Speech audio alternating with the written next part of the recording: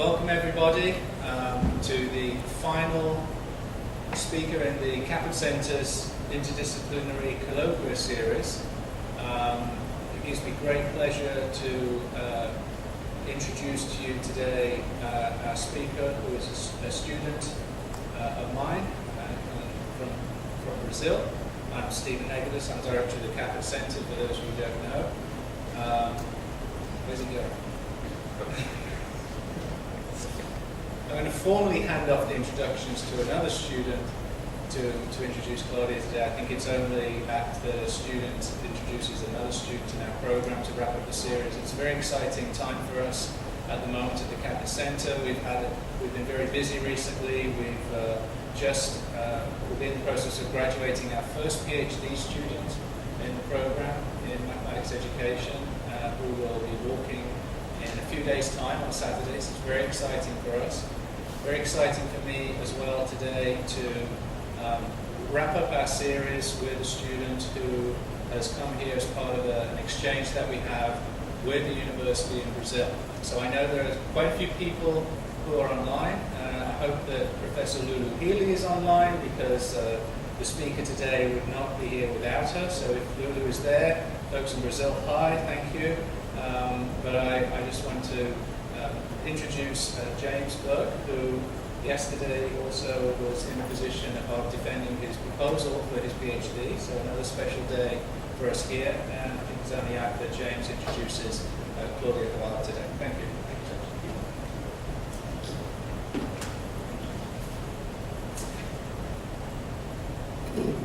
So, Claudia has a degree in mathematics from the Catholic University of Santos, Brazil, and a master's degree in mathematics education from the Pontifical Catholic University of Sao Paulo, Brazil.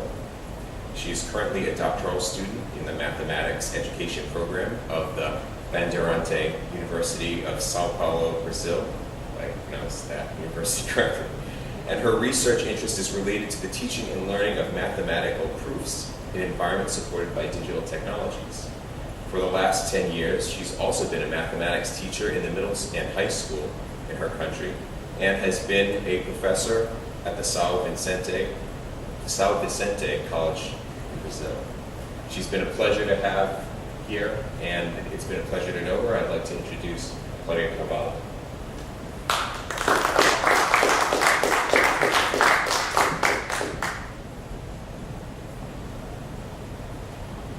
Let me adjust this. Well, thank you for the introduction. Now I'm feeling important. Yeah. Well, thanks everybody for coming. It's a great opportunity for me to be here today, sharing some aspects of my experience as an international visitor scholar. This talk today will be more personal than academic. I'm going to talk about research in mathematics education, but I'm going to do this from a personal perspective in terms of motivations, challenges, and improvement. Okay? Well, as Stephen said, I am from Brazil. More specifically, I live in a city on the shore of São Paulo. That on the top is my city. It's a picture of Santos, my city. And I am a PhD student at Bandeirante University of São Paulo, and the picture on the bottom is the campus of my university. Okay? I'm 1 hour and a half far from the campus, so I have to travel to go to the university and study there. Very few grad students study full-time in Brazil, so I combined my doctoral studies with my teaching routines since I was teaching mathematics to middle school, high school, and college students. And several reasons contributed to my presence here today. Some of them are personal and some are professional. I believe these topics on the screen is, to a certain extent, the synthesis of the reasons for me to be here today. Last year, my government implemented a huge educational program called Science Without Borders. One of the objectives of this program is, until 2016, to send 100,000 grad and undergrad students to other countries where to motivate STEAM education and STEAM research in Brazil. Together with this, my government also offers sandwich programs for all fields doctoral students.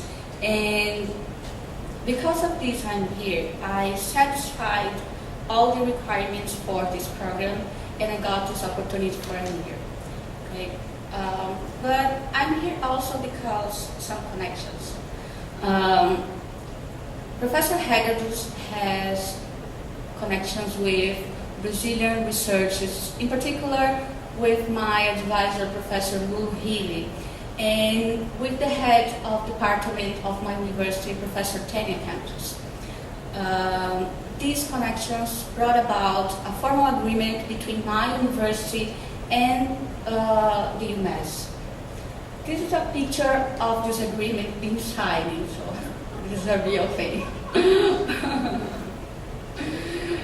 Well, this means that a Brazilian student can come to the Caput Center as a visitor scholar, and also an American student from UMass can go to my university as well.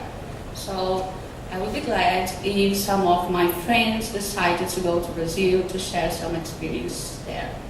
I would be glad to receive you there. So I'm here also because this is a great opportunity to learn English in such a way that it's possible for me to access important literature in my field, and also it's a way to be ready to participate in some international conferences. So this is a learning opportunity to me. My research interest is related to the teaching and learning of proofs in educational settings where technology is present. As part of my project, I designed a computer program called Consecutivo. Professor Hegedus has experience in the design of digital environments for education. Therefore, coming to the Caput Center and having Professor Hegedus as an advisor has widened my thinking about design. Okay. I'd like to share with you some aspects of my research. I'm going to talk a little bit about my motivations, goals, questions, theoretical background, methodology, data, and some initial finds. Okay.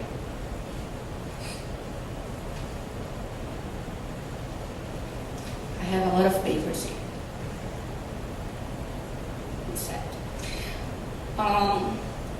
Let me start with my motivations.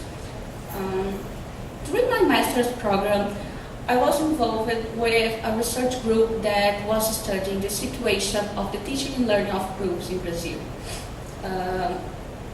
In that context, I conducted a study in which I analyzed some high school textbooks, trying to understand how those materials fostered the creation of conjectures and proofs related to set theory.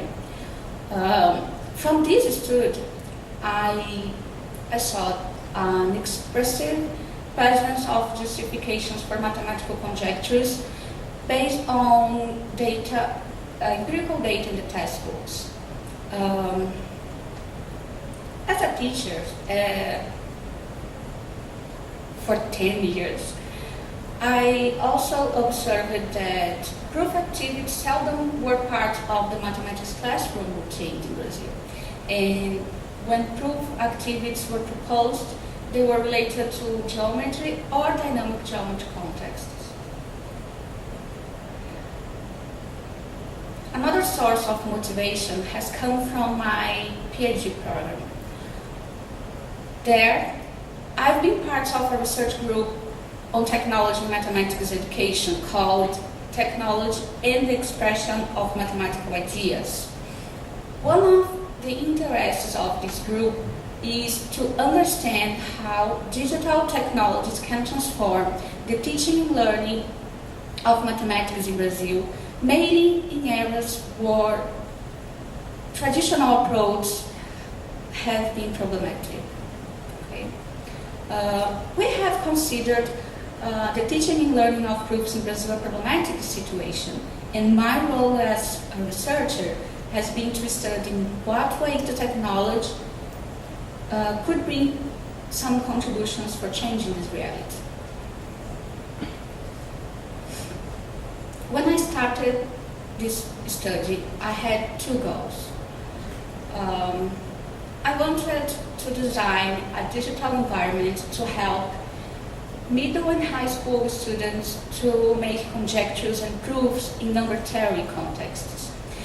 And I also wanted to understand the conjecture and proof process when students are dealing with the digital environment that I built. From these goals, I formulated this research question. With the resources available in the digital environment, what is the nature of the proofs created by students? And I believe that to answer this question, I have to figure it out. How do their proofs look like in terms of mathematical content, representation, and reasoning? And also, how are the proofs mediated by peer interaction, teacher intervention, technological tool, and task design?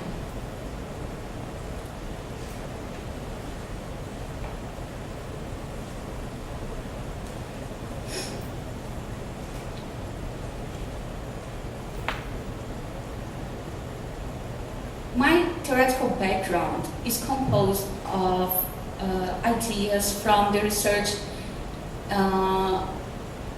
on technology and mathematics education, such as the ideas of coaction, multiple representations, infrastructures of representations, dynamic environments, and design principles. So I truly believe that in certain conditions, technology can mediate mathematical thinking, can mediate mathematical activities, and enhance mathematical thinking. My theoretical background is also composed of ideas about the teaching and learning of proofs, such as pragmatic and conceptual proofs, argumentation, and organizational tasks. When we think about proofs, we have some ideas of how they look like. So this picture, for example, is a type of proof that a mathematician can make.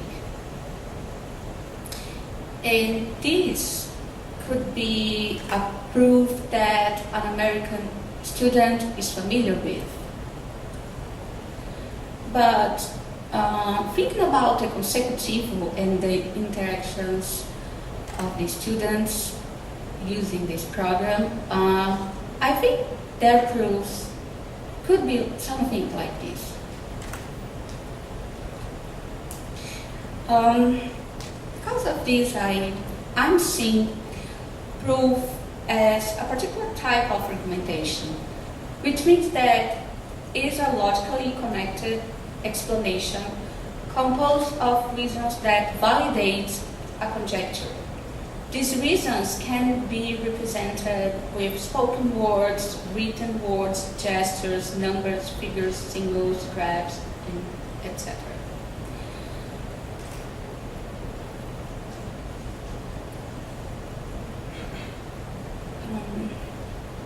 I can say that my research shares some aspects of design-based research. Since I designed a digital environment based on principles from the literature in mathematics education, the environment passed through cycles of test and redesign. And the reflections of the results of the testing redesign intend to contribute to the development of the knowledge about teaching and learning of groups. Well, I started by design consecutivo in order to apply the ideas that I encountered in the literature review. So this is the interface of the consecutivo after my second redesign. I'm going to show you how the consecutivo works, so I'm going to change my screen now. Let me try it. Okay, good. So, basically, we have here a number line, and in this number line we have a rectangle that highlights a sequence of consecutive numbers.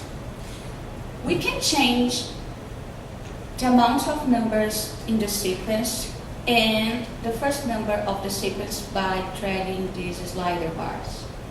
And when we do this, we also change the values of the sum and the product of the sequence that we choose. We also have 4 different representations for the sequence of consecutive numbers. 3 of these representations are familiar to Brazilian students, and 1 of these representations is not. First representation that I have here is the factorization of each number of the sequence. That is possible to change also the factorization when you drag the slider bars. The second representation is what I call remainders. So it's possible to divide each number of the sequence of the consecutive numbers by another number that you can choose here, and you can see the reminders of this division here in this place. I have also an algebraic representation that changes some things when you move these line bars also. And the unfamiliar representation we can see here. So this is a figural representation. Yeah, what I have here, each number of the sequence is represented by a row of animals, and the students can change for dogs if they want, and for turtles, and they also can move the animals and redo this aspect here, this figure. And they also have the opportunity to transform this in a rectangle. So they can divide the rectangle in the number of lines that they want. So this is not familiar to my students in Brazil. Together with these 4 representations, I have 4 sets of tasks. The first set of tasks is what I called exploration tasks. They are tasks for students to be familiar with the environment. The second set of tasks are tasks for students to make conjectures. Here, students can organize given arguments in a web form or in a test shape. And the last set of tasks are tasks for students to prove conjectures. Okay? So we have 4 tests for why. This is consecutive.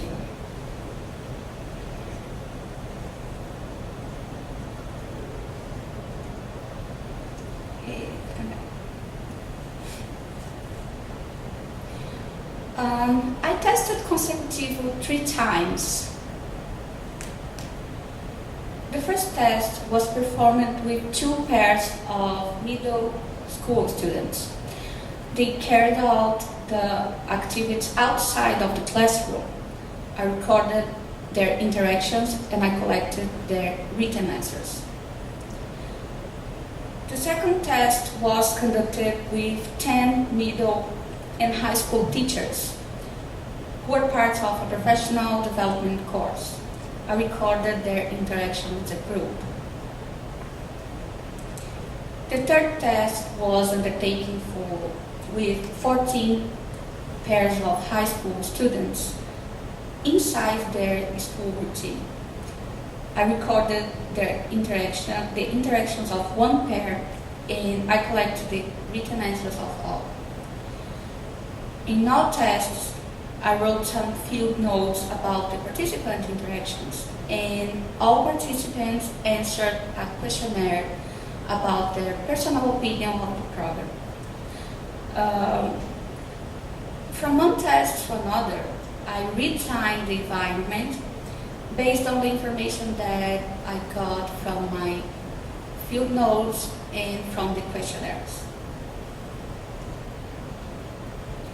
Well, after the 3 tests, I had a data set composed of written answers of 16 pairs of students, video recorded interactions of 3 pairs and 10 teachers, and personal opinion questionnaire of all participants. I'm going to show some examples of this data set. I'm going to show 3 different answers of pairs for this question. So they had to investigate the sum of 4 consecutive numbers, and they had to note some pattern in this and explain why these patterns occur. So one pair wrote this. So we can see that they are thinking that the sum of 4 consecutive numbers increases every time that I increase the first number of the sequence. Another answer that I got is something like this. The sum is 4 times the first number plus 6. This occurs because each number in the sequence will receive plus 1, and as we have 4 numbers, the result will be plus 4. Well, the third example that I'm going to show is a video interaction of a pair of students. Let me turn on the volume.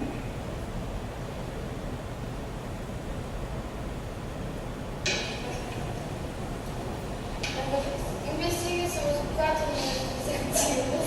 Você percebeu alguma regularidade nas respostas? Caso encontre alguma irregularidade, é porque ela ocorre. Peraí, deixa eu só resposta. Vai que muda. Pois é, né? Agora tem razão, tem que investigar. Viu? Já deu número para. Ah, você não tem número. Porque aí dá pra fazer. Aí dá certo. Yeah. I had fun doing this. I'm going to show another example also, but now the question is a little bit different.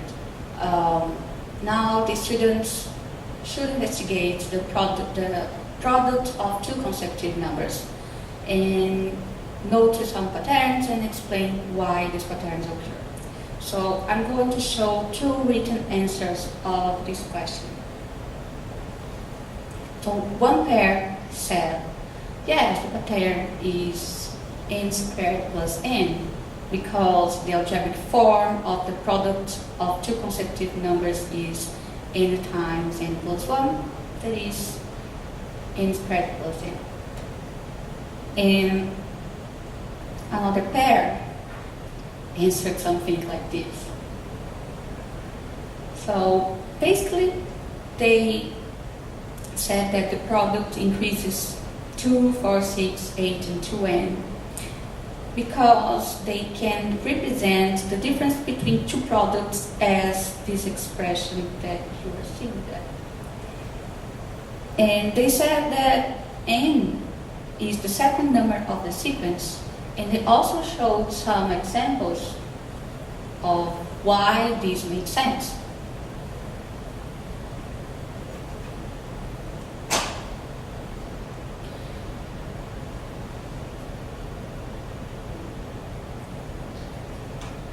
Well, from this piece of data, we can see that participant productions had several types of representations, and they were composed of different conjectures and different arguments to support them.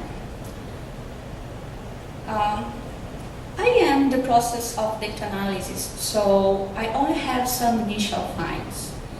I analyzed the written answers and the video interactions in the exploratory and conjecture tasks, but I still need to analyze the written answers and the interactions of students when they were doing the exploratory, the organizational task and the proof tasks. So I still have a lot of work to do. But I would like to share with you two finds that emerged from my analysis. So I saw that all pairs created at least one conjecture for each conjecture task proposed. Most of these conjectures were based on empirical data created by their interactions with these slider bars and the simultaneous observations of the values of the sum and the product of consecutive numbers. So to make conjectures, they preferred to move these slide bars and observe the sum and the product of consecutive numbers. They basically appealed for this interaction.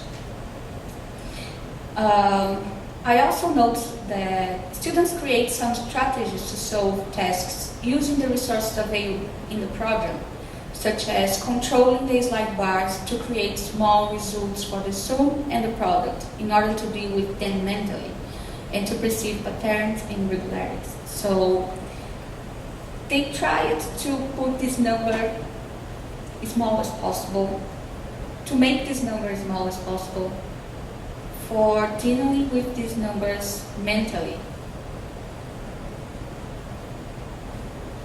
And this was something that appeared a lot. Well, I'm here today to talk about research, but I'm also here to talk about my experience as an international visitor scholar. So I can say that this experience has changed my life as a student, as a researcher, and also as a person. Well, as a student, I truly enjoyed attending the qualitative and quantitative methods course at UMass Mall. I could participate in a different study routine, and I could also access some literature that I didn't know. For example, my new Bible about statistics and field work, and two books about qualitative research that I liked too much. Well, as a student, I had the opportunity to participate in several events, such as the Green Light for Girls, Chomsky lecture, and the Connecticut STEAM conference. I found you, Steve.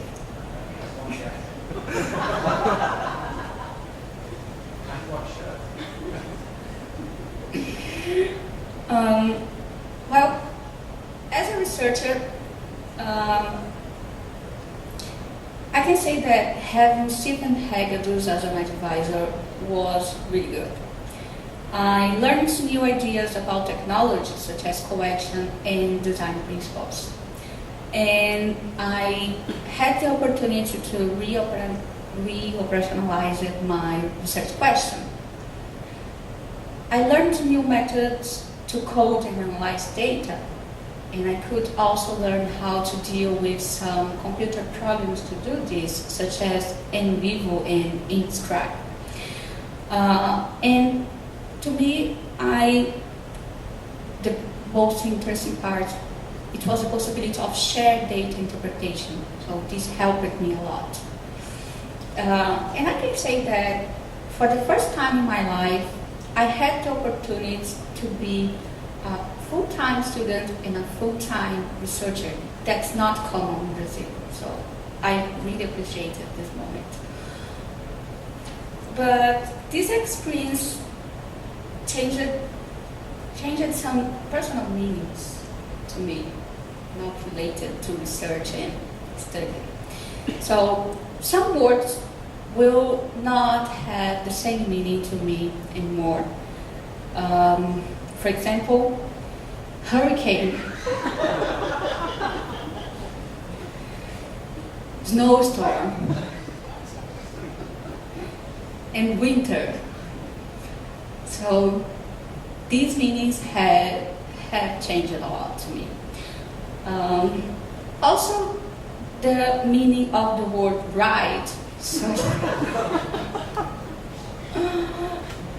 I can say that I have now a new meaning for this.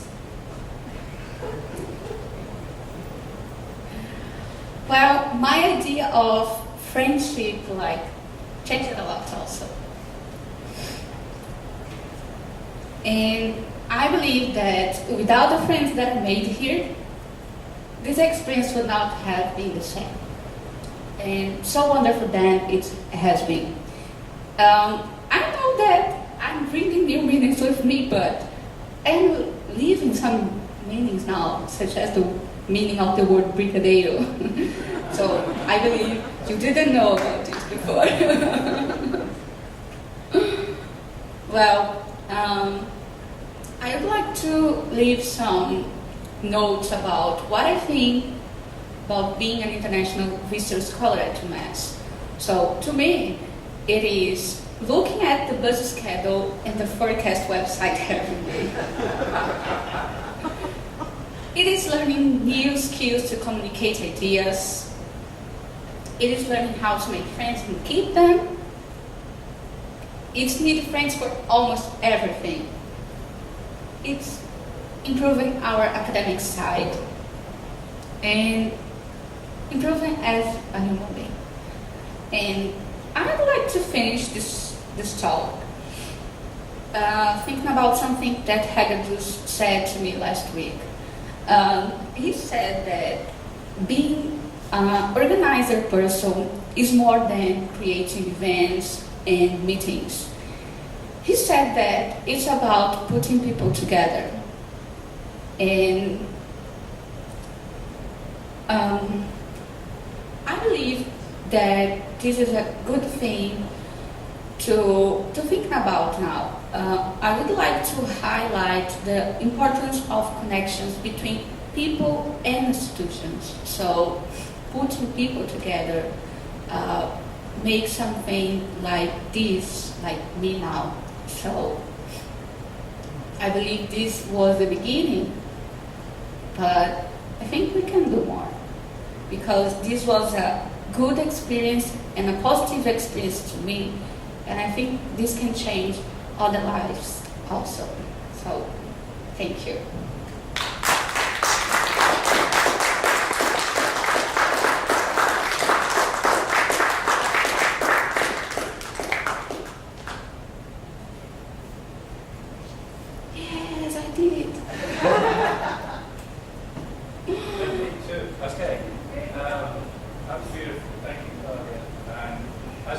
Claudia reminds me how to say my name properly.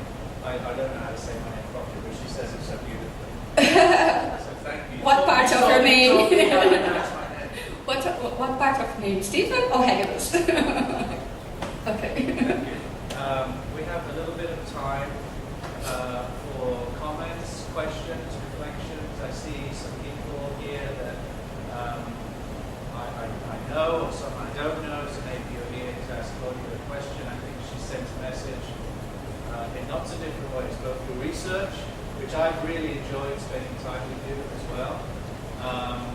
The big problem with exchanges that I didn't manage to detail in doing an MOU between UMass and Honeyman, the problem with these agreements is that they have to go home.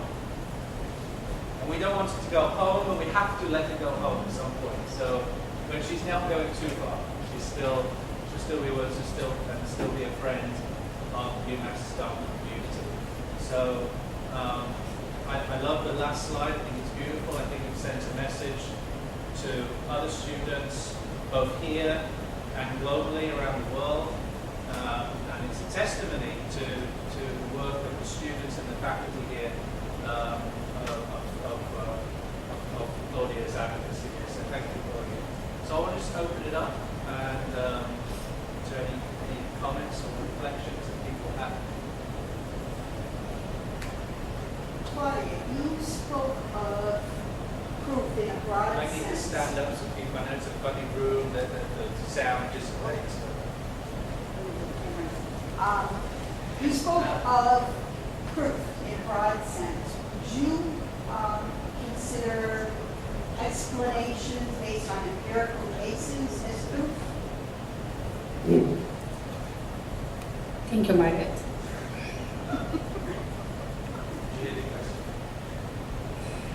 Yes, I think I can consider. That's the answer. I can consider the proof based on empirical cases, an explanation based on empirical cases as a proof. Yes, but I try to design the environment in order to make students do more than this. So I put some representations, maybe for the students to look at the structure of the mathematical knowledge that is there in the consecutive numbers. So yes, I accept explanations based on empirical cases as proof, but I would like to see more than this after the students deal with the environment. I'm coming in from Journal, and I just funny question. While I live in the ocean masquerade in my area, what's the best masquerade about? The best thing that around here, Yeah. you mean in terms of city? What's the best masquerade, best place to go eat churrasco? Para comer churrasco? Oh my god. I did not eat churrasco here. Can you believe? I think I missed this. Told you we'll go. But Hagedus said that the best place is something called Fogo de Chão. It's in Boston, but I've never been there, so I really don't know.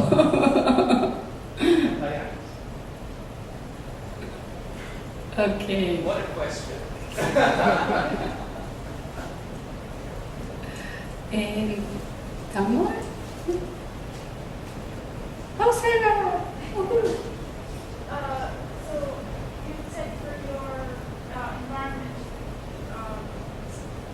you would do activities for 2 pairs of middle school students, teachers, and PE course, and then 14 pairs of high school students.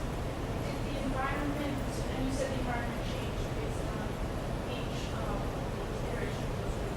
Did your activities in the environment change depending on the age level or the mathematical level of the participants? Okay. Repeat the question. She asked if I changed the tasks that I proposed to students based on the age. I didn't change the tasks based on the age. Okay, I changed the environment. I changed some tools. I changed some tasks, but I did not think about age because the age of students were close. Like it was the last year of the middle school and the first year of the high school. So I didn't change the tasks thinking about age. But I thought about other aspects, for example, the amount of empirical answers that I had, because I'm trying to foster the conceptual proofs based on properties and concepts. So I changed something in the environment based on this idea, not necessarily the age of the students. But the tasks changed a little bit.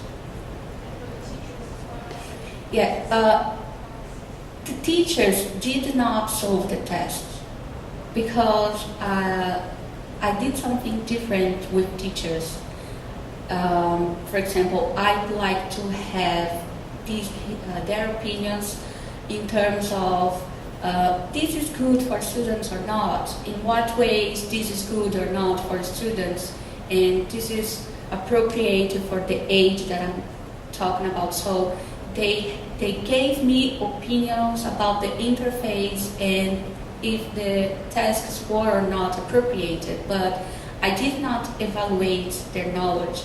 So I used the teacher as advisors, so they did not perform tasks.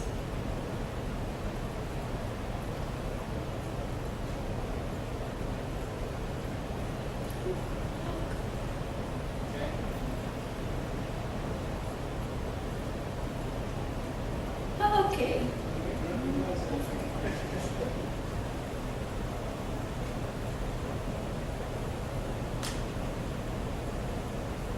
Okay, so we wrap up. So there was something else we can say. We managed to get some feedback from students. I've been to Claudia's institution, I don't know, about 5 times. And it really is a wonderful place to exchange ideas. I think there's great leadership there. Tanya, who is now the head of research there, I don't know the exact title, is voracious in getting people to come and get speakers, and it's really a very happy place. And the students are wonderful. One of the things I wanted to say in closing is that I have a lot of fun there, not because of just the arenas and all of that, that's very important. They also welcome me. They're very open and friendly, and most importantly, they let me speak English because I don't speak Portuguese. And they're very kind in listening to me, working with me, translating my talks and whatever into Portuguese. Claudia has come today and spoken in English. And I'm very proud of her that it's no easy task. I've never done it. In all the talks I did was to speak in another language. I thought she did a beautiful job. And I think that we could thank Claudia and thank you all for being here.